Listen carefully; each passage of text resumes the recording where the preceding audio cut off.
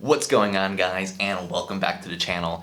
Today we're going to be going over something that I think is going to be pretty fun. I want to start a new series I'm going to call Photography Tip Thursdays, or Filmmaking Tip Thursdays. I guess you can kind of all mash it together because it kind of correlates to both sides of the playing field.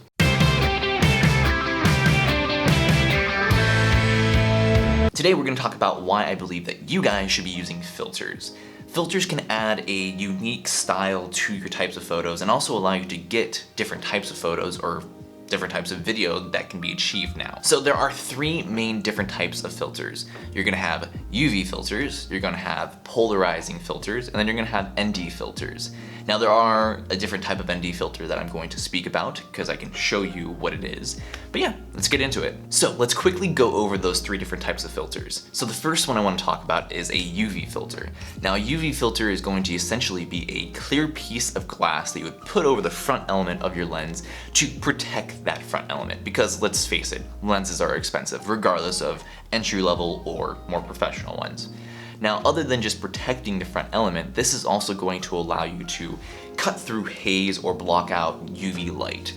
Now, cutting through haze, especially in the West Coast right now, is a pretty big deal because we have a lot of wildfires going on. So this definitely helps out tremendously. Now, the second filter I'm going to talk about is going to be a polarizing filter. Now, this one's a little bit different. It has a bit of a tint to it, as you can see. So where this is going to come in handy is for landscape photographers primarily. So if you are a landscape photographer or if you just really enjoy shooting landscapes, make sure this is in your kit. This is going to help cutting down reflections, making skies bluer. This is also going to help when it comes down to seeing through shallow portions of water. So let's just say, oh, there's a famous, well, not really famous, but there's a really popular picture I see often. I think it's in Montana, that there is a lake that has a lot of colorful rocks in the foreground and then there's a nice mountain in the background.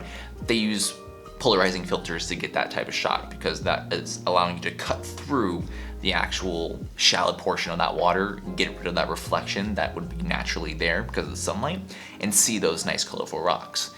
But the easiest way to explain this to someone is think about them as sunglasses. So you put it over your eye, this is going to cut through reflections, it's gonna help when it comes down to stuff like that. And excuse my cat. Hey, what are you doing? That's my filter. Come on, come on, come on. And then third, the last filter I'm gonna speak about today is gonna be either a ND filter or a variable neutral density filter. So I'll speak about that one first to get it out of the way. So a variable neutral density filter is going to be a filter that you are able to change the intensity of it. So neutral density is going to be just a really dark piece of glass that you put in front of your actual front element that allows the amount of light to be cut down. So let's just say if it's a really, really bright day and you want to take a long exposure of, you know, whatever's in the foreground or in the background. You have some nice cloud movement because clouds are in the sky, there's a decent amount of movement in them, or let's just say if you have a waterfall, that waterfall can be you can capture the movement of that waterfall with ND filters. Now without them, you can't, so you have to have this filter to do that. So think about them as just really, really dark pieces of glass that you put in front of your lens to allow the amount of light to be lessened. So you have to open up that shutter to a longer time to allow more light to be collected. And then when that light is collected, you get a different type of photo. Now I'm sure you've heard of what a long exposure is. I'm not gonna go too deep into that. Maybe I'll make a tip video on that one at some different time, but you would need a ND filter. Now this is a variable, so this is going to be primarily used for video, so you can change that intensity, whereas with this one, this is just going to be a single piece of glass.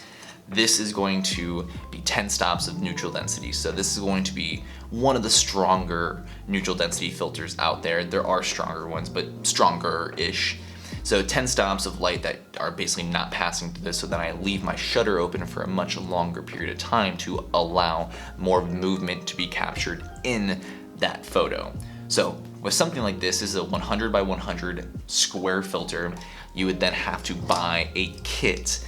These kits essentially now screw onto the front element in the thread size of your lens, and then you would then just basically drop that into there, and that's going to give you this type of filter. Now, typically speaking, these are going to be higher quality glass than some other filters. Now, I know like a lot of filters like these Polar Pro Peter McKinnon edition ones are on par with the same type of quality that this is. So I've actually taken some photos with this variable neutral density filter that I could get with this one, just a little bit different because this is not as strong, this one's stronger.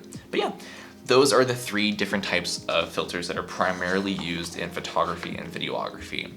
So now that you know what those 3 different types are, if you have some, go out there and try to take some unique different types of photos. If you don't have some, maybe go buy some.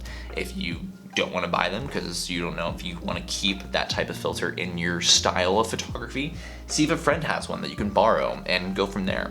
Alright, and with that being said, guys, thank you for watching this video. I'm going to try to keep this as a recurring thing so that way it's more of like a little mini series. So definitely keep an eye out on Thursdays for these videos. And please, guys, I would really appreciate it if you gave this video a like. It does actually help. If you are a subscriber, awesome, thank you. I really appreciate all your support. If you are not and you're new to the channel, welcome and hit that subscribe button. I would really appreciate it. If you have any other ideas or any questions about filters, please leave a comment in the comment section below and I will get back to you as soon as I can.